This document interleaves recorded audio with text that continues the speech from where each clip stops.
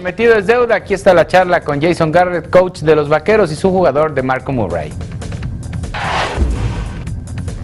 Well, thank you for taking this interview for Excelsior TV and Cadena 3. And the first question is for you, coach.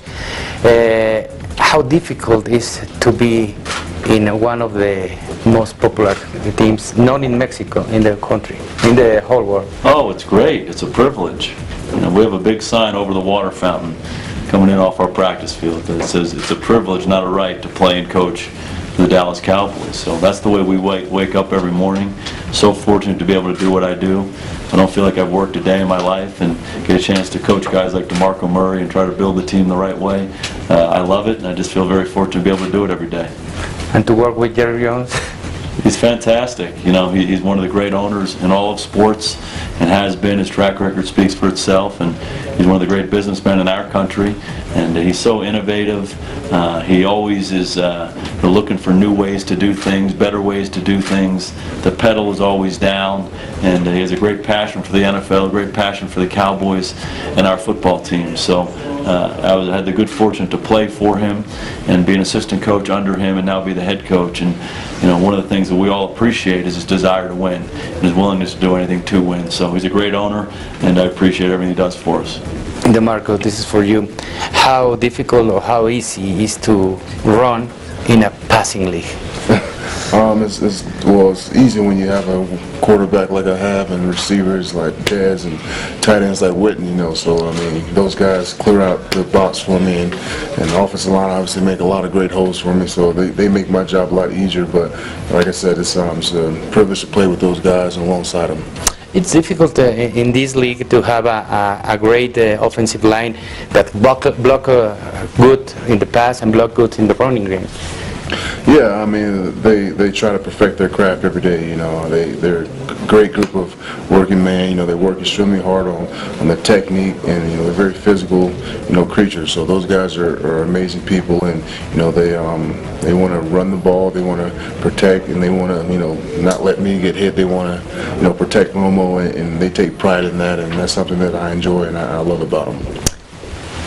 Right now it's a passing league, but you need a couple of good running backs to settle the game and to make good plays. And DeMarco is a healthy running back that is difficult in this league. Yeah, DeMarco has been a great football player for a long, long time. I've seen some of his high school highlights. He certainly was a great player at Oklahoma, and he's done an outstanding job for us since he's come into the league. And you know, DeMarco's like a lot of guys on our team. As we've gotten better around him, his production has increased, and I think this past year was a good example of that. He's been running the ball really, really well since the first day he walked on campus. But you know, this past year was really something special. We really got better on the offensive line. We allocated a lot of resources to shoring up that offensive line. 3 first-round picks up there. But we felt like that was going to help our quarterback play better and help us to control the line of scrimmage to run the football. And nobody we'd rather hand it to than DeMarco Murray. And we have a lot of trust in him, a lot of faith in him. We give him the ball a lot, and he typically takes advantage of every opportunity. And in so many ways, he helps our football team. He helps, like you said earlier, quiet the game down. He helps us throwing the football because teams play more run defense. It helps our pass protection, helps our quarterback, but also helps our defense, his ability to control the football for us. So, you know, he's a great player. Us being able to run the football this year had a lot to do with our success. It's a managed clock league. You have to manage the clock really well in this league. Oh, absolutely. And you know, people talk a lot about that, but you know, ultimately the game comes down to execution. If you can execute plays on offense, whether you're running it or throwing it, really throughout the game and in all the different situations, you're really going to give yourself a chance to have success. So, you know, it's one thing to run the ball, it's another thing to run the ball successfully. And we were able to do that. We ran the ball a lot, and we ran it successfully. It's particularly hard to run the ball well when you're running it a lot. And we were able to do that. Again, we controlled the line of scrimmage, tight ends got involved, receivers got involved, but DeMarco was the workhorse for us week in and week out, and that's a great luxury to have. You talk about your quarterback, you talk about Tony Romo. Many people says that he is not the good quarterback that the Dallas Cowboys deserve. You train with him. How is Tony Romo as competitive player? He's probably the most competitive player I've ever been around, and he has the greatest drive that I've ever been around. He's a great person, and he comes to work every day, and all the individual accolades that he's been able to accomplish over the years, and he comes to work every day like he's still an undrafted rookie quarterback, and he comes to work every day with a great attitude and a great work ethic. Do you think that the game against the Packers, you as a team deserved the win? I think we deserve what we got. Obviously, that was a great, game, and we came up a little short, and obviously we got to go back to the drawing boards and work a little harder in the off season and leading up to that scenario. But they're a great team. Got to give those guys respect, and we'll see what happens next year. For you, Coach, what's the reception? I think DeMarco said it right. We went up there and we had 60 minutes to win that game. And a lot of people talk about that play, that 4th and 2 to Dez, and I think you and I both think that Tony made a great throw and Dez made a great catch, but that's really irrelevant. That's not what they call. So we had 56 minutes before that play, we had 4 minutes after that play to find a way to win that game, and we didn't do it. And we got to look at ourselves square in the mirror and say we didn't get the job done, and we got to get back to work and find a way to break through and take that next step as a football team. Football fans are coaches, and in the Super Bowl, the last play, what would you call in that time, having a great running back like they did? Well, I don't know their team as well as they know their team.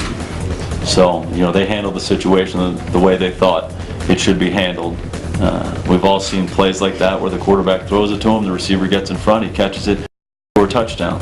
And Seattle's a Super Bowl champ. So, back to the earlier discussion about execution, if you execute the play the right way, typically everyone's happy with the result and with what the call was. And, unfortunately for Seattle, they weren't able to cash in on that opportunity. They put themselves in a great position to win the World Championship. They were inside the 1-yard line with a minute to go against the Patriots. And, the Patriots were the ones who made the play. And that's really how you have to look at it.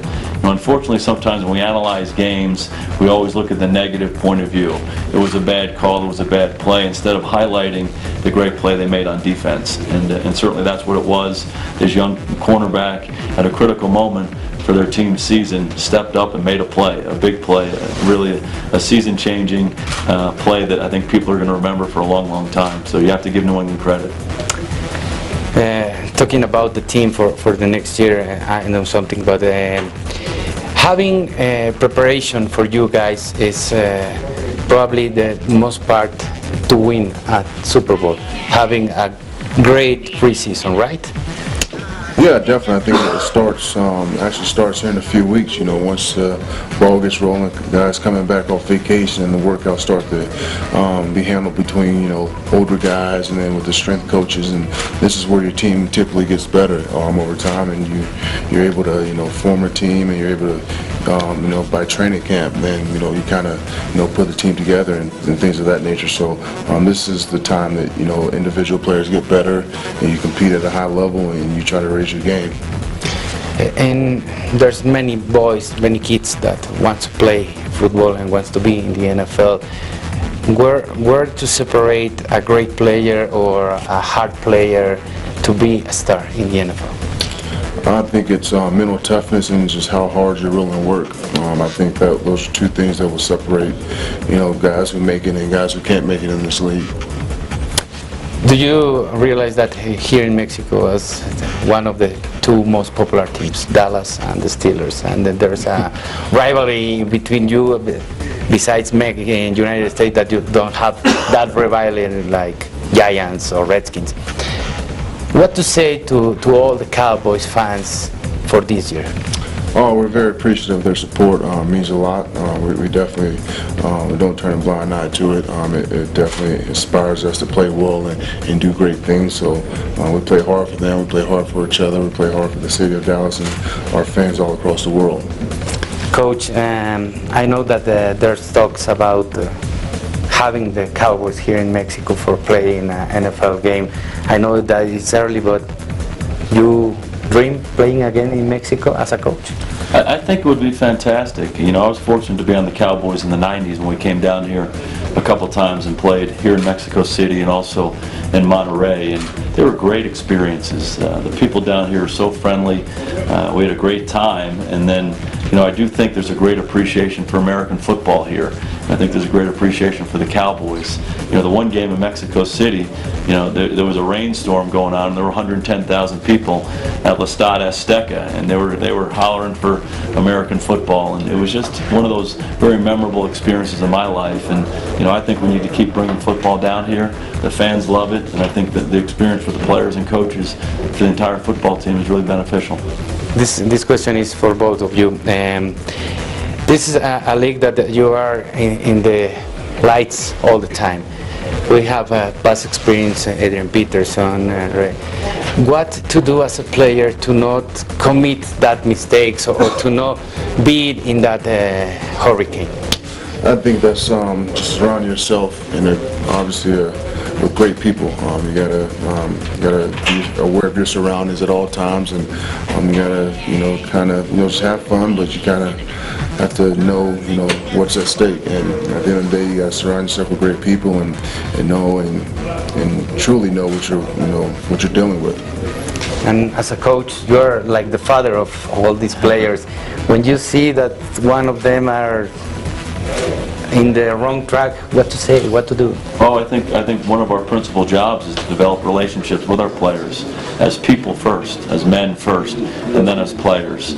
So we try to be very selective as to who we bring into our team. I think that's an important thing.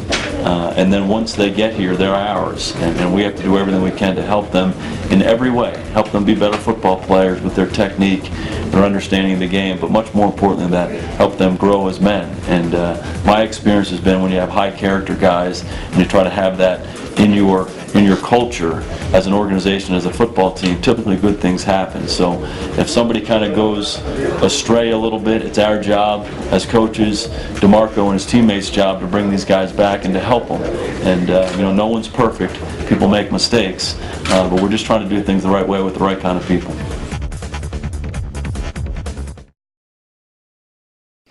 Te invitamos a seguir cuestionando la información con los siguientes videos.